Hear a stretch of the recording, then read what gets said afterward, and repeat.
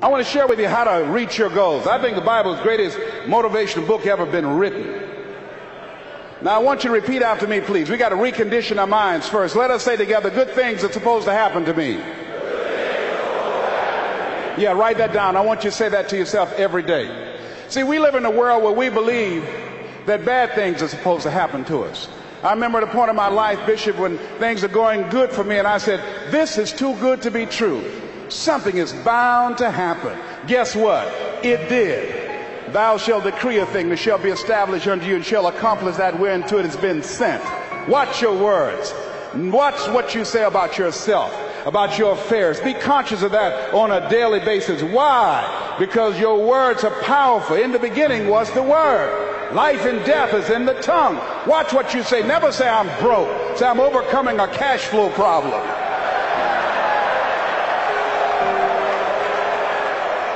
Claim what you want, not what you don't want. So affirm, good things are supposed to happen to me, and begin to believe that. Begin to expect that. Now, I was talking to my oldest son, Calvin. We were going for a walk.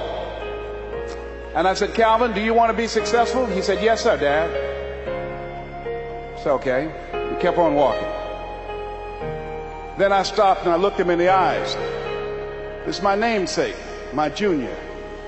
I said, Calvin, we're looking at each other eye to eye now. Do you expect to be successful? Given the fact that you are a single parent of 2 kids, given the fact that you decided not to go to college to further your education, given the fact that you are very talented, but you're behind on your dreams and your bills, do you expect, based upon your performance, based upon what you produce at this point in time in your life, do you expect to be successful? And Calvin got quiet. Because see, if you ask most people at the Manpower Conference, do you want to be successful? Do you want to live a life of productivity? Do you want to live a life of contribution? Do you want to be a better father? Do you want to have your own business? Are there dreams you want? Everybody will say yes. But see, want shows up in conversation. Expectation shows up in behavior. See, I can tell what you expect by what you do. That's why the Bible says, judge a tree by the fruit it bears, not the fruit that it wants, not the fruit that it talks about, not the fruit that it claims, but by what you are doing. See, what you do when you leave here, when the music stops, when the shouting dies down, your behavior, how you conduct yourself, writing your goals down, deciding to enroll in school to get a GED, deciding to sit into class with children young enough to be your grandchildren, decide to find some product, some idea, some service that you can provide so that you can begin to create some value for yourself so you can create wealth.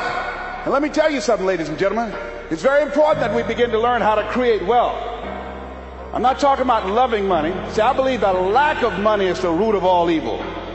People are steal for money. People are killed for money. People go to jail for money. Every time the unemployment goes up, in those areas where the unemployment is high, that's where you have the highest incidence of crime and violence. Whenever the unemployment goes up 1% in our community, 10,000 children and women are battered. Money makes a difference in your life.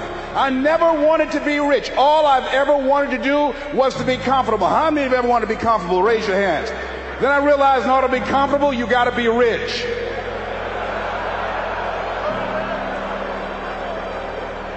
An old friend of mine, Zig Ziglar, said, people say money won't make you happy, but everybody want to find out for themselves. Rita Davenport said money ain't important, but it's right up there with oxygen. And let me tell you something, fellas, even if you're as homeless as I am, if you got some money, women will find something cute on you.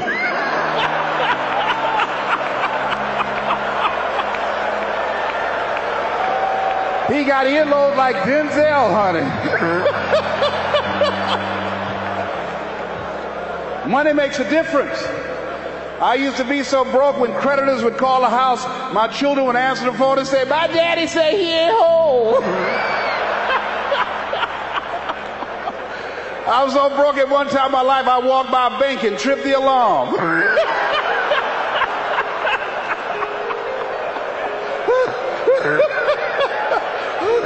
I tell you, poverty sucks. You hear me? Repeat after me, please. I'll never be broke again. Yes, write that down. I affirm that I'll never be broke again. Never. Never will I ever be broke again. Let me tell you what money does. Number one, it gives you control over your life. Write that down. Number two, it gives you options. Three, it allows you to live a life of contribution, to contribute to things that you feel strongly about. Like this ministry and the work of Project 2000 will be doing to change the lives of young people. Bishop Jake's vision is if we can have Little League football teams and baseball teams and basketball teams, then we can have Little League dermatologists and cardiologists and endocrinologists. So he's now establishing an institution, Project 2000, to give our young people the methods and the techniques to reinvent themselves as we go into the next millennium. And this era that Peter Drucker calls the era of the 3 C's: accelerated change, overwhelming complexity, and tremendous competition. So here's the first step to accumulating wealth. If you expect to do it, write this down. You must be willing to do the things today others won't do, in order to have the things tomorrow others won't have. That's why the book of life says the road to life is straight and narrow, and few there be that find it, because few there be that are willing to do the things today others won't do, in order to have the things tomorrow others won't have. What are the things that others won't do? Number one, make discipline a major force in your life. How many of you know if you'd have been more disciplined, you'd be further along to reach your goals right now? Socrates said the undisciplined life is an insane life. The road to life is straight and narrow, because few there be that are willing to discipline themselves. Here's something else that most people won't do. Make it okay to fail. A lot of people, 85% of people, allow their fear of failure to outweigh their desire to succeed. Repeat after me, please. Anything that's worth doing is worth doing badly. Yeah, see, anything is worth doing right, as we have been taught, if you know how to do it. But if you don't know how to do it, it's worth doing badly until you get it right. Now write this down. You don't have to be great to get started, but you have to get started to be great. The first time I stood up to speak, I stood up and my mind sat down. I looked at the audience and I panicked. I had to introduce a play at school. We're about to start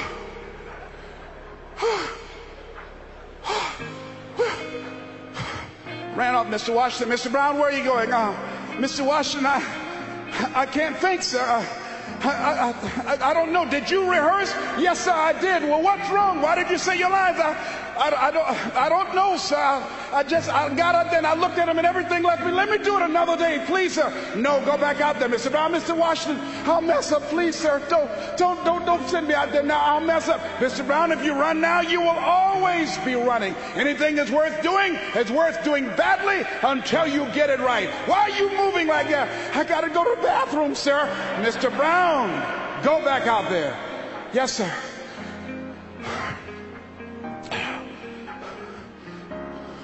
We're about to start a play called 12 Angry Men, directed by Mr. Leroy Washington. And I ran off. The next day, hey, Alfalfa! Hey, Les Brown, how are you? They dogged me out. They talked about me so bad. The next time another event came up, Mr. Washington, Mr. Brown, you're up. I said, no, Mr. Washington. Everybody says, no, not him. I said, they're right, Mr. Washington, not me. He said, Mr. Brown, you are up. Yes, sir. And I went out, and pretty soon, when people laughed at me, it didn't bother me. They would throw paper, and I could catch it without losing my concentration.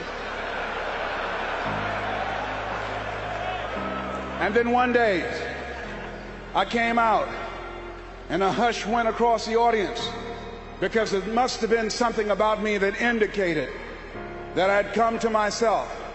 And Mr. Washington had been practicing with me to give a presentation. And I looked at the audience and I said, I choose not to be a common man. It's my right to be uncommon if I can.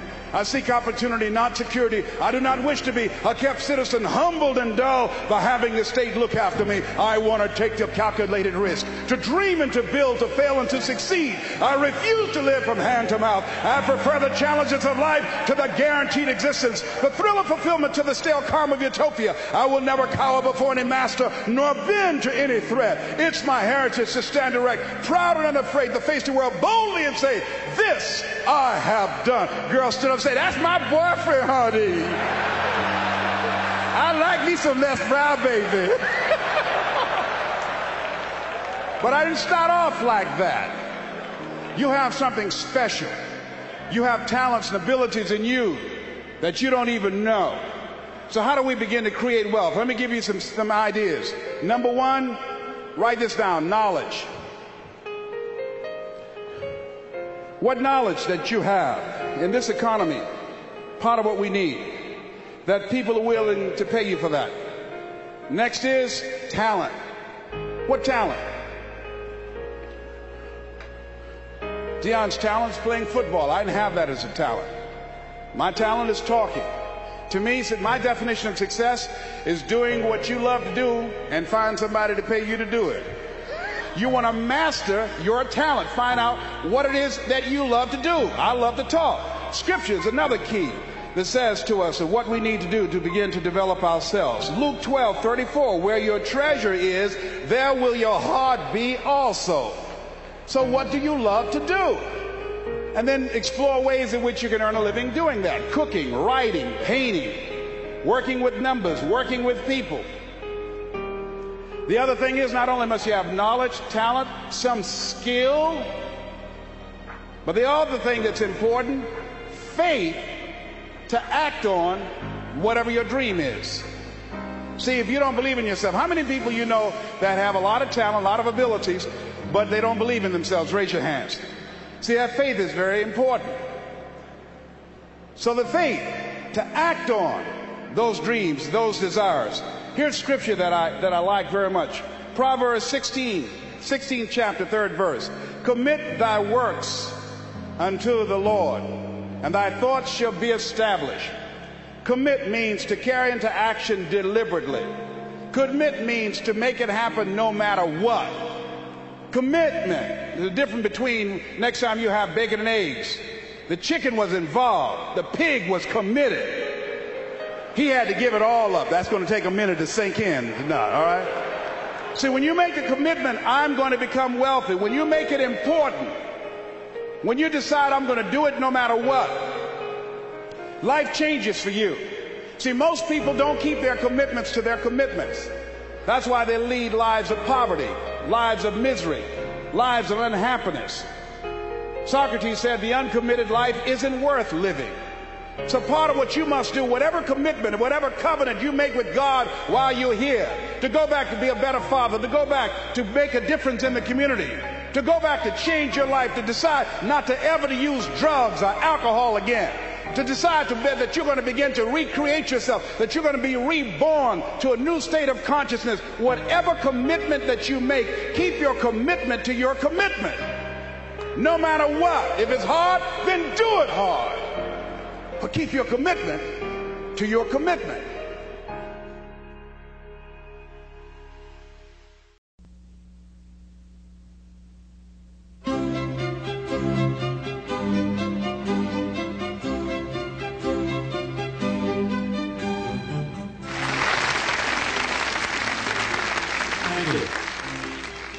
All of us, at some time or another, have agonized over making a decision. Some decisions are major decisions. And also there are a lot of small decisions that we don't make, that they tax our minds, they drain our energy, they create a lot of anxiety and nervousness and mental torment because we don't take care of it. We decide not to decide, which is a decision. Deciding to decide, to act, is a major, major challenge for all of us at different points in different areas of our lives. And there are things that happen to us along the way, experiences that we have that prevent us from working through the mental block of acting, of doing those things that we know we ought to do. And so what I want you to think about is, what is there that you know you need to do, that you want to do this, but for some reason or another, you've been holding back. For some reason or another, you just have not been able to gather your nerves or be able to work through the procrastinating or putting it off or justifying or blaming. Some reason or another, you just haven't done it. And you know you ought to do this. You really want to do this, but you don't know why you haven't done it. Anybody know what I'm talking about? Raise your hand, please. Okay, then I've got company here this evening. I'm not talking to myself. Now, first of all, we know that this is not easy. Because in order to begin to reinvent your life, you've got to make a conscious, deliberate, determined effort. That you really have got to put all of yourself into it. It's very challenging to act, to do those things. There are times when you're looking at it and you say, I know I need to do this, but I don't feel like it. I don't want to do it. I know I need to do it, yet leave me alone. No. I don't want to do it. So what do? What are those things that cause us to do like that? I think that among the things that prevent us from acting is the fear of failure. And if you've already failed, you don't want to fail again. The pain of that, the disappointment, the fear of loss is another thing. Because many times when we do those things that we know we need to do, we feel that we might lose somebody that we love very much and care about. We don't want to hurt anybody. Many of us don't act because we want other people's approval. We want everybody to like us and to accept us. And that's not possible. Many of us don't do the things that we want to do and don't act because of lack of self-confidence. We don't believe enough in ourselves. I have a friend who's been working on a job where she's miserable, talented, want to go to another place that she can do what she wants to do and make the kind of money that she would like to make, and had some offers. But because of her fear and her lack of self-confidence of things might not work out, she won't take a chance on herself. So there she is, spending 8 hours a day, 5 days a week, and she's miserable. She hates to go to work. They're not paying her what she's worth. She knows it. But yet and still, she won't do that which she knows she must do, and it's wearing her out. There are a lot of people that their jobs are making them sick because they won't act. You check out the absenteeism and the people that are depressed. You see them coming to work angry. How you doing? I don't know. Just leave me alone. It's not even 9 o'clock yet. You're talking about good morning.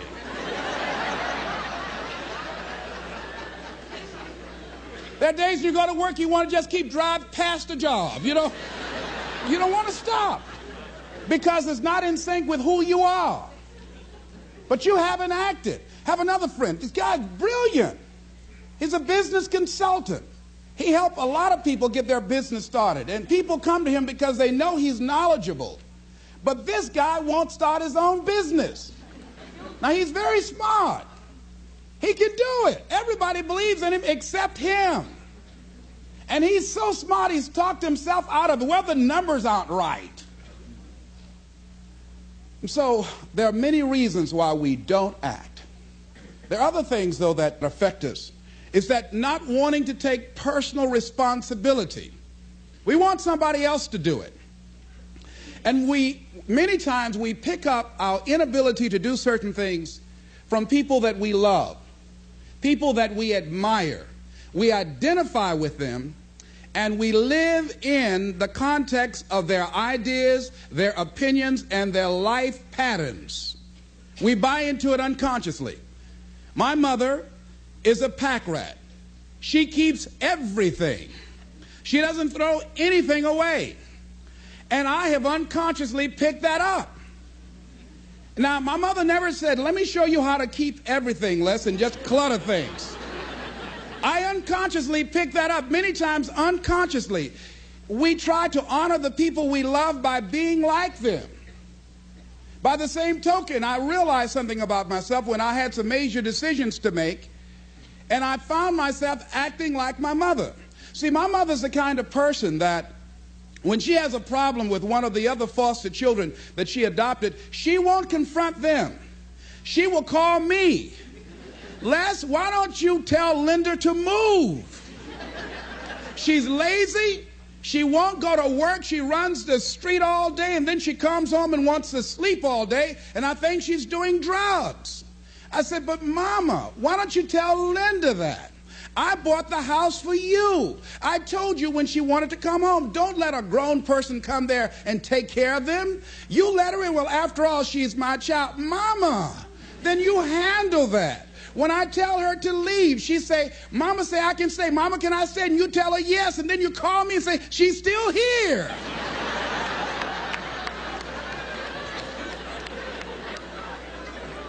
Why worry me with this? So Mama hasn't developed the courage to act on that. Some people won't act until there's a crisis situation. When Linda started stealing from Mama and took her Social Security check to get some drugs, Mama got some courage to say, get out of here and don't ever come back. But she wouldn't do it until then. And see, we don't have to wait until a crisis situation. I have a friend that has been having a challenge with losing weight. Both of us have been dealing with that challenge. And for the past 40 years, he's always seemed like weighed over 235 pounds. And so he said, man, I just can't lose weight. I'm big-boned it. I said, Bud, I've never seen any fat skeletons.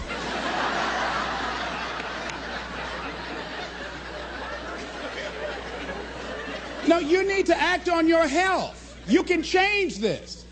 You don't have to go to your grave fat. We're all digging early graves with our teeth. We don't have to do this. They need to have a support group around M&M peanuts. You want a support group on something, and throw Snickers in there too. Bud and I can tell you about the help we need with that. So what happened with Bud, though, he became ill a few weeks ago. See, Bud in the last few weeks has lost more weight than he's ever lost, even when we were competing with each other, betting a lot of money. But what happened was, Bud became diabetic. He went into an insulin shock. He didn't know that he was diabetic. His blood sugar became high. And the doctor said to him, you are diabetic. You're going to have insulin shots every day. You're going to have to change your diet. And let me tell you what's going to happen if you don't do what we tell you to do. Number one, there's a possibility that you can become an amputee. Number two, you can go blind. Three, you can become impotent. Bud, say, help me.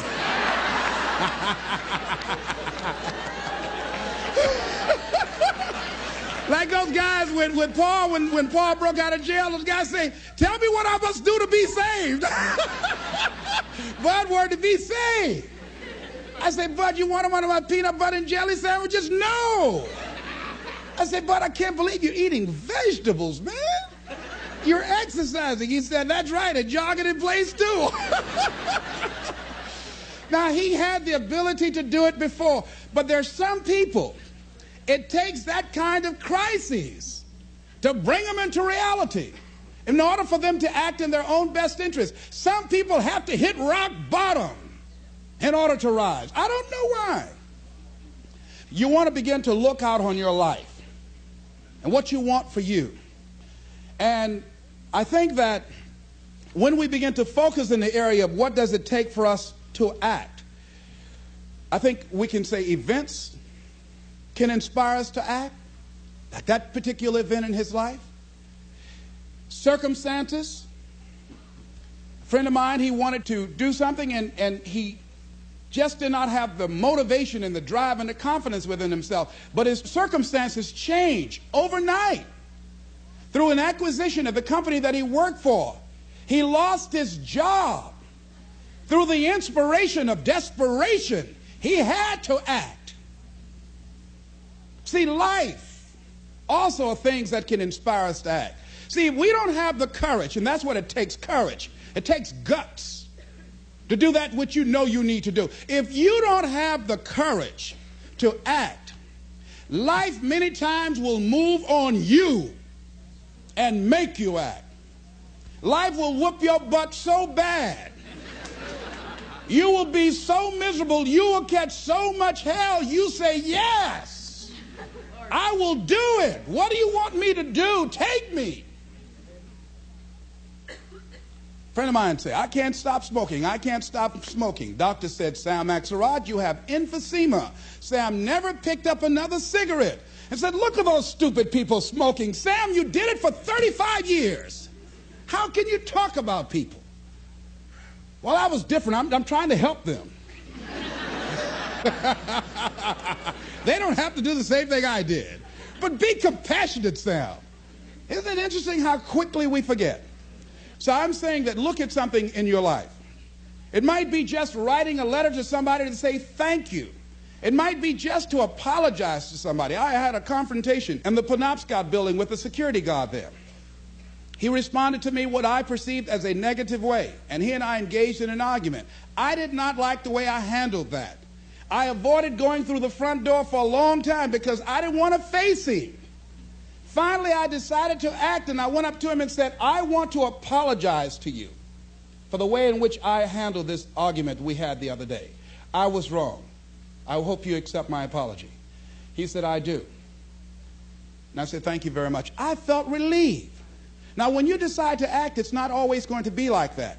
A friend of mine did some work for me. It was below par, to say the least.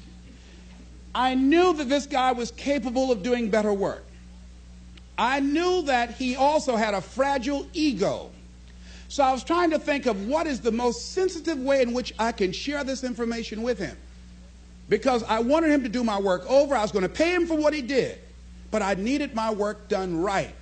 But I was afraid that I would hurt his feelings. I was very, very meticulous in how I approached him. And I said, let me share this with you. You know I care about you. And that you're a very talented and gifted person. And you and I both know that what you have given me is not a true reflection of your talents and abilities. And I'm saying, let's go back in the studio and do this again. And he said to me, I'm going to forget you ever said that.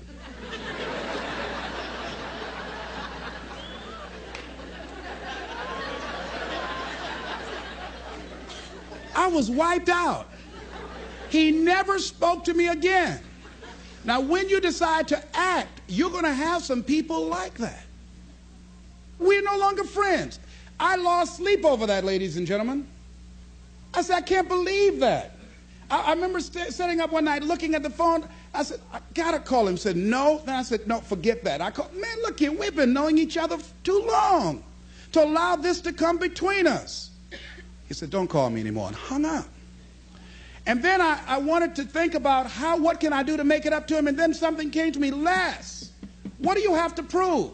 See, many things we don't do is because of the fact we want people to like us. There's some necessary losses in life. When you decide acting in your best interest, you're going to lose some friends. Everybody's not going to approve of you. There's some people that won't like you. Who do you think you are? You're arrogant. What do you think you can do? You think you can get away with that? You're selfish. Thanks, I got that. It's my life. And so what I'm saying to you is that as you begin to look out on your life, this is challenging. This is not easy, acting. So what are the things that we can begin to do to harness our will? Number one, you've got to bring it out and look at it. You've got to take the power out of it. You've got to expose it to the truth. And the truth is that it has no power over you. So write down something you want to act on, but for some reason that you've been holding back, and look at it. The next thing is, Ask yourself the question, is it helping you to continue to put it off? If it's an asset for you to continue to procrastinate, then continue to do that. But if it's a liability for you, if it's causing you some mental and some emotional challenges or perhaps a financial problem, look at that. Examine that for what it is. Next step, ask yourself, what's blocking you? What's preventing you from acting? Why don't you have the courage to handle that? Why won't you face that? What are you running away from? What kind of avoidance behavior are you engaged in? Next is, what is the worst thing that can happen when you take action? So I looked at that. And I said, what's the worst thing can happen when I tell him this? He can say, I don't like you. And he did. Now what happened? I experienced that. I looked at that. I saw that. And guess what, ladies and gentlemen? I didn't die. My feelings were hurt a little bit. I lost some sleep about it. And sometimes I think about it when I drive past his house. But I'm still here. It's uncomfortable. But it's okay. It doesn't bother me anymore. I've gotten used to it now. So what is the worst thing that can happen? I want you to visualize that, experience that, feel the nervousness and the discomfort. And the more you run it in your mind, the less power that it will have. Next is, how will you feel after taking this action? I felt a sense of personal achievement when I faced somebody that has been my mentor for years. And for years, there was something I wanted to tell him. And I didn't have the courage to tell him. Because it was always, I was the student, he was the teacher. It was always, I looked up to him and admired him and held him in high esteem. And I was always grateful and thankful for the impact that he had on my life. And I loved him so much. I didn't have the courage to say to him, please stop drinking so much. You're an alcoholic. You need help. I didn't have the courage because I was afraid that he might not like me. I was afraid that he might be hurt and crushed, that we would no longer be friends. I didn't want to jeopardize what we had. I loved him a great deal, and I didn't know how this would affect our relationship. And I didn't even want him to know that I knew that he was an alcoholic. And so I was a coward. I was spineless. In the name of love, I did it to justify to myself to stop from helping somebody that I loved from dying. I said, I love him so much, I just can't tell him this. I don't even know how he would handle it, to know that I know that he's an alcoholic. And finally, after years, I developed the courage to face my teacher, my mentor who has molded me, who looks at me now and wanted to do what I'm doing now and did not do it. Came at a different time, and it wasn't time for what he brought. And he's living through me. And I had to face this man who's been like a father to me and say, I got to tell you something. You've got a problem. I love you very much. Please stop drinking. You're killing yourself. It's not just social. You do it every day. You need help.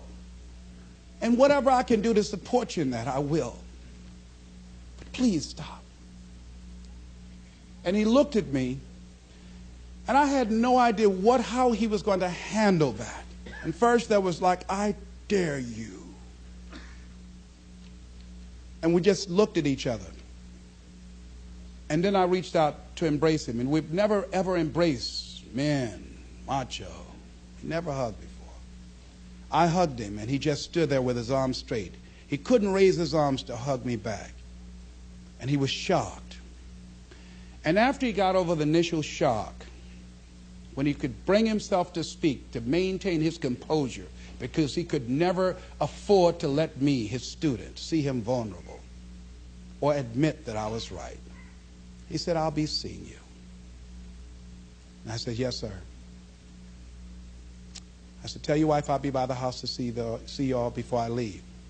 And when he walked away, at first I was very depressed about it. And I said, well, maybe it wasn't my place to do this. And you know, when you act, you're going to have some second thoughts. And then I said, no. I did what I felt. I did it because I feel very strongly about this. And fortunately, he called me back a few weeks later and left word with the answering service. Leslie Brown, I just want to say thank you. And hung up. That was a good feeling. When we look out on our lives, you ask the question, what are you going to do? Look at, as you think about this that you know you need to handle, what are you going to do? And then write down 3 strong reasons on why you know you must take action. And be explicit and descriptive in your reasons, because your reasons have power. Your reasons will drive you. When you have doubt, when your faith becomes weak, your reasons will fortify your faith. When you have an inner conversation, say, no, don't do that. Your reasons will become your rod and your staff to comfort you, to take you through those challenging moments. So write down your reasons. And what you will find, that when you decide to act, when you decide to take life on, and let me warn you, it can be painful, it will be uncomfortable, and that's where the growth is. When you're uncomfortable, when you're stretching out, when you're taking life by the collar, you're going to get thrown to the ground again and again and again. But when you have determination, and you know that what you're doing is right, it gives you your life, it gives a special meaning and power to you, you will have some power from on high. You will discover some things about yourself that will begin to electrify your personality. You'll begin to discover some things about you that you don't know you've got when you put yourself in that type of challenging situation. Repeat after me, please. I can go into action on anything in my life. Nothing is stopping me but me. No challenge in my life has any power over me. Here's something that Howard Thurman wrote on the decision to act. He said, it's a wondrous thing that a decision to act releases energy in the personality. For days on end, a person may drift along without much energy, having no particular sense of direction and having no will to change. Then something happens to alter the pattern. It may be something very simple and inconsequential in itself, but it stabs awake, it alarms, it disturbs. In a flash, one gets a vivid picture of oneself, and it passes. The result is decision, sharp, definitive decision. In the wake of the decision, yes, even as a part of the decision itself, energy is released. The act of decision sweeps all before it, and the life of the individual may be changed forever. When you decide to make decisions, to act, you begin to access power within you that will increase your self-esteem, that will increase and enhance your personal power, that puts you in charge of life. And life has a whole new meaning for you. There's a sense of personal freedom. Doesn't mean you're not going to have any struggles. Doesn't mean that you're not going to have any challenges. Doesn't mean that you're not going to suffer any defeats. No, doesn't mean that. But what it does mean, that you're putting yourself in the position to grow. You're putting yourself in line with your higher calling and your higher self. And that's what life is about.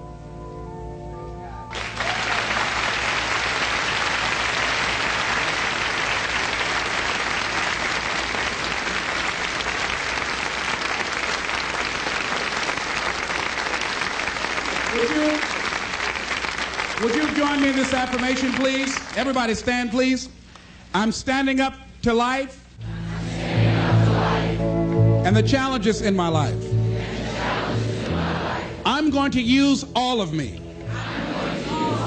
All of my courage, my faith, determination, and any help and support that I can give anyone